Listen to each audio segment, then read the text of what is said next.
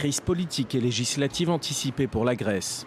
Ils ont choisi et la dissolution de l'Assemblée l'emporte. Au troisième et dernier tour de l'élection présidentielle, les députés grecs ont refusé d'élire le candidat du gouvernement à la présidence de la République. Ancien commissaire européen, Stavros Dimas n'a pas obtenu les 180 voix nécessaires à son élection. Symptôme d'une instabilité politique chronique, le Parlement sera donc dissous dans les 10 jours et les Grecs iront aux élections anticipées.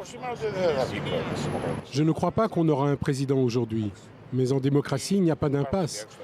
Donc nous irons aux élections et le peuple décidera de ce qui doit être fait.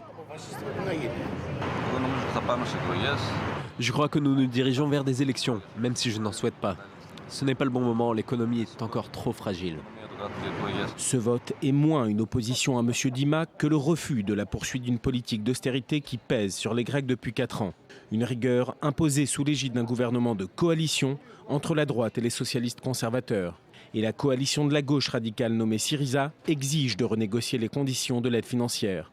En tête des intentions de vote, cette coalition de mouvements politiques communistes inquiète les créanciers et ça ne lui déplaît pas. Elle était dès le départ en totale opposition aux conditions extrêmes d'austérité imposées à un pays devenu exsangue.